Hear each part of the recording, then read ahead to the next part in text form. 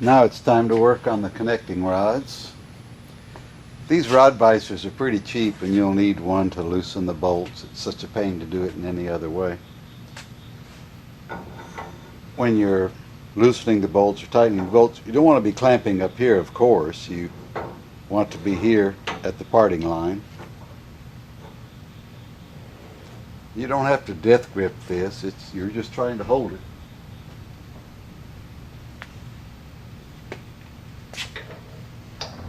We want to look on, well, they weren't very tight, were they?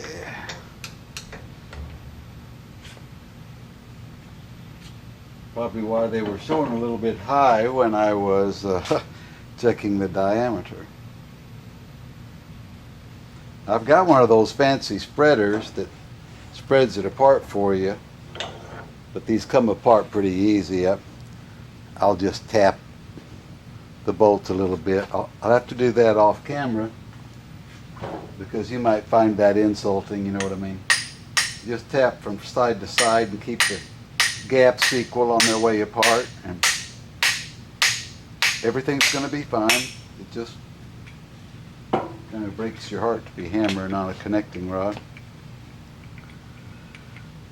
All we're going to do is make sure there's no trash under here, and then we're going to lubricate the bolts, tighten it back up, check the diameter, and make sure that everything's right. Of course, these are big block Chevy size journals, so they're not Mopars. They're 2.325 because the crank pins are 2.2.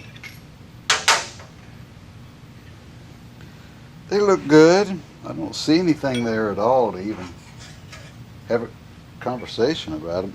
I think Manley does a good job on rods, and their price is reasonable.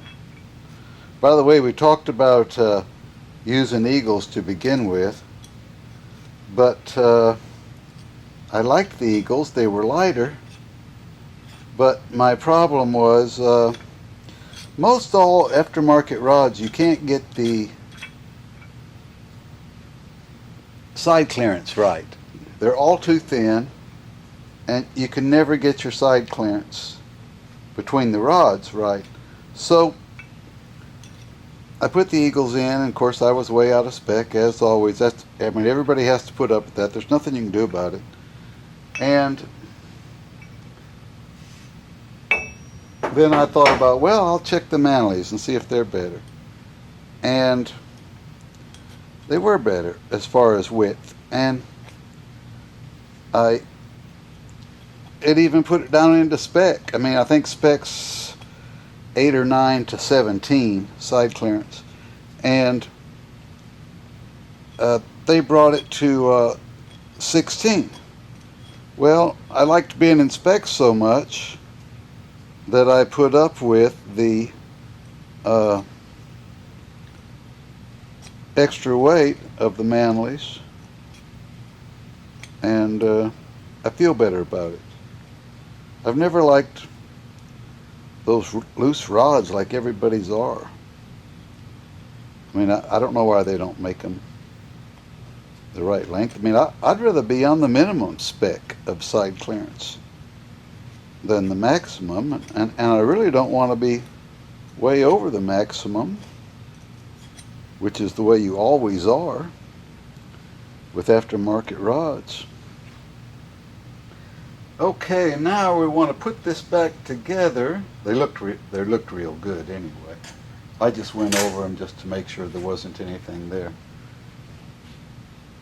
The strange thing about these particular rods is the spec, which is 30 weight oil, which is like stock would be. But most things with ARP bolts are ARP lube, but these aren't. So you have to pay attention to what they want. You have to have everything you buy for your engine, you have to save all the paperwork and put it in a book, a folder, a notebook, whatever, where you'll have this to rely on. There's a 100% chance that you are going to want to remember something that was in that engine, be it cam, pistons, the weight of something. If you damage something, you want to know what is in there. Save this to everything. They also tell you on the bolts, and depending on the bolt length, and by the way, as you know, bolts are measured from under the head to the end. So depending on the bolt length is the torque, and they're nice enough to tell you UHL, under head length, so that way you won't measure the overall length. And these are the 1.850. Wow. Golly, that's, jeez. That's the reason I hate these ARP 2000s, because of the unbelievable high torque. You're going to have to put 105 foot-pounds on that tiny little rod. I prefer the much lighter bolts, like the 8740s or those other ones. Some of these specs are, you know, more like 80, which still sounds like a lot to be twisting on a little rod like that. Okay, now we put the rods back together. Now the way I do this, I tighten these. Of course, you have to put oil on the threads of the bolt and underneath the head, and then of course tang to tang. And then you can crank them down here side to side to side, but I don't like walking them down like that. I'd rather just take a urethane hammer. I tighten them up with my fingers. Now that you know that the cap is coming lined up with the dowel, then I just give it a love tap. Everything's fine. So now I'll put it back in the vise, torque it 105, so I'll go 50, 70, 105, 3 steps, and then we'll measure the size. You can clamp up here when you're just measuring something.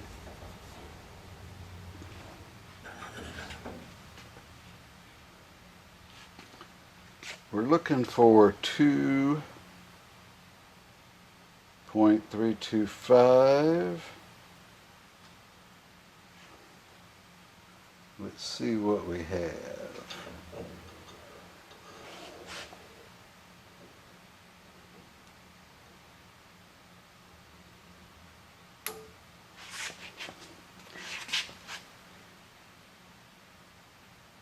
Wow.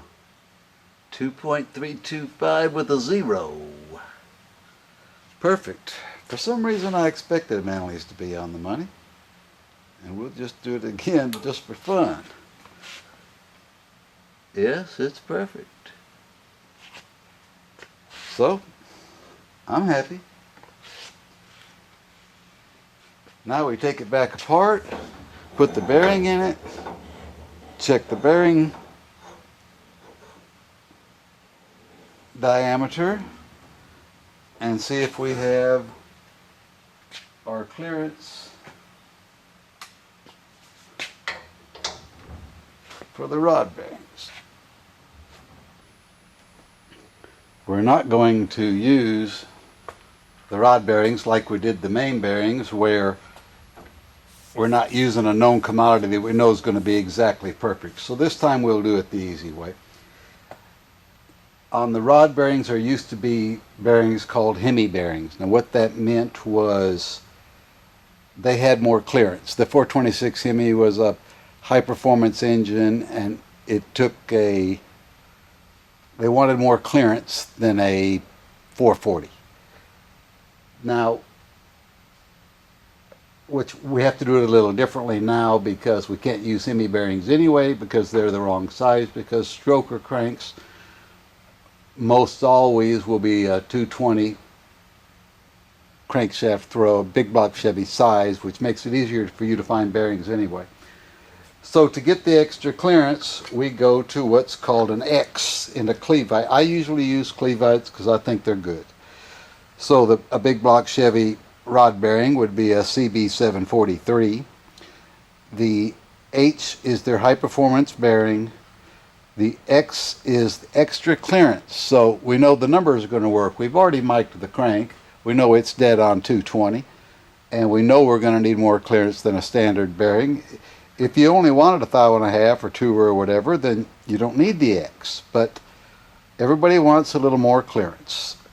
And N is the narrowed, which means it's going to fit, and we're not going to have that problem with interfering with the large radius crankshafts that are so wonderful that we have nowadays. So, you know how to put in rod bearings, no secrets. There is an upper. Even though they look the same, there is an upper and lower because it has to meet the large radius in the crankshaft. As you can see, this is the chamfered side that goes up next to the radius, and you see that we have some room there for the radius crankshaft. So I will put this rod together, and then we will torque it to 105 and check the size, and it'll be dead on because we know that we're using the right stuff. Now the bearings are in, and all we have left to do is to check the clearance. I've set the dial bore gauge to 0 as the crankshaft throw, so we'll be reading directly what the clearance is between the crank and the bearings. Of course, remember when you measure your clearance, you only measure it this way. This doesn't tell you anything. This is the only way you can measure it. I expect it to be perfect because we did everything right. And we have 2.7, which is perfect in my book and most anybody else's too.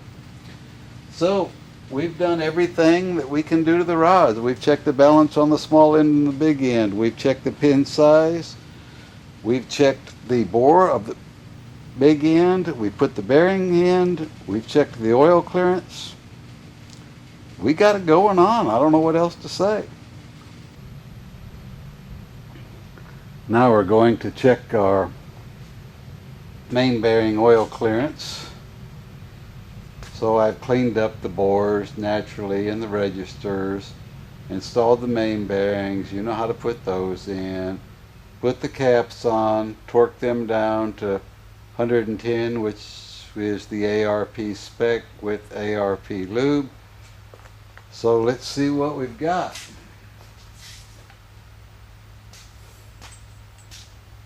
You're supposed to be writing all this down, but I can't do this and write at the same time. Okay, so I've got it set at 275, which is the crank diameter. So now we're going to directly read the oil clearance on the gauge.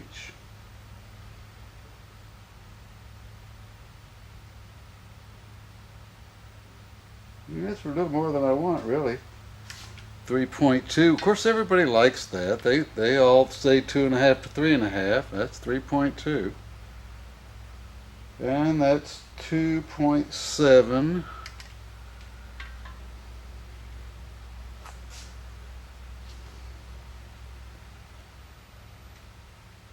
3.3.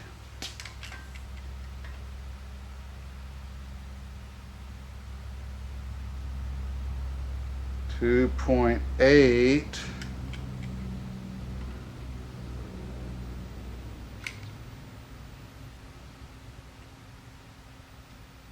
3.4. Let's look here again. 3.4. So, yes, it's within spec. I'd like it a little tighter myself, but I'm not going to cry because everybody wants 2.5 to 3.5 anyway. So, we're within what everybody else likes. I would like it a little tighter, but we're not going to cry about it. So we've got most of the short block done. We've got the crankshaft guy said he's still going to be another week or so. And then we'll have it back, and in the meantime I'll paint the block and do some other little things, chase some threads and what have you. We're getting there. I wanted to update you on a few things. As I deburred the block, I flattened that out so I can run a gear drive if I desire to. And then I clearanced this where the gestle would fit on it. But on a street Hemi block, this is round and the gestle fits. But on any of the later blocks, anything that has this oval cast in it where they can machine that same casting as a raised cam, then you'll have to either grind this back to fit the gestle, or if you buy your block from somebody that does machine work, they may be able to machine that for you where the gestle will fit on. Just if you buy a new block that is like this one and somebody's doing your machine work for you, if they're set up to do that, then have them do it. It'll just make it easier on you. And I was able to find some freeze plugs that don't have China and 10-inch letters on the front. This one says USA. I like that. And the problem on the lifter bores. So when it got here, a lifter wouldn't go in any hole, and when you deburred the top, the lifter wouldn't go past any of these oil galley holes that go past there. And if you got rid of that, the lifter wouldn't come out the bottom. The lifters were a mess of burrs. But I did get it fixed. Everything is perfect and wonderful. All it took was, and most blocks wouldn't take this, but I'm just saying on this particular block, it was bad. But this emery cloth worked great. You had to work it some here to get this side of the hole and get it, then flip it over and get it to the other side of the hole. And you're kind of a contortionist when you're trying to get this. It's real difficult to sand. You don't want to sand the lifter bore. That is not your goal. You're only deburring. If there's not a burr there, you don't want to be sanding. You don't want to be removing metal out of your lifter bores. You don't want to be making oblong holes by just going back and forth down here. When we do the pre-lube on these on the engine, and you see how much oil comes out of these lifters, you're going to be surprised. And that's with cold oil. You will not believe how much oil is pouring out up here. So don't be messing up your lifter bores. You're just working on the burrs. Work it this way, flip it over, work it the other way, work the bottom of it real good. Don't get in a hurry. It only takes about an hour. I used, well, of course, a lot of this because you wear it down and get you another piece. And just feel of it, make sure you got it all like you want it before you move on. And then after I did the emery cloth, I ran this down the oil galleys. And that did a real good job working on that hole.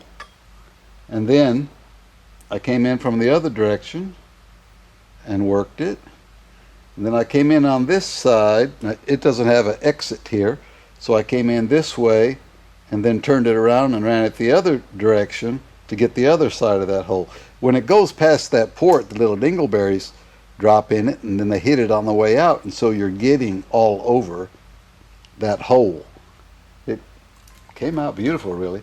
And then I came in from the top with a couple of strokes one direction and then a couple of strokes the other direction, and now they're perfect. So I don't have a complaint in the world. And by the way, when you deburr your block, you want to get all of this deburred very well, because it's brutal on your hands, this job of working on these lifters. if you have fat fingers, you might have to have your 14-year-old daughter do this for you, and she will appreciate you having all of this deburred good for her so she doesn't come out looking too bad.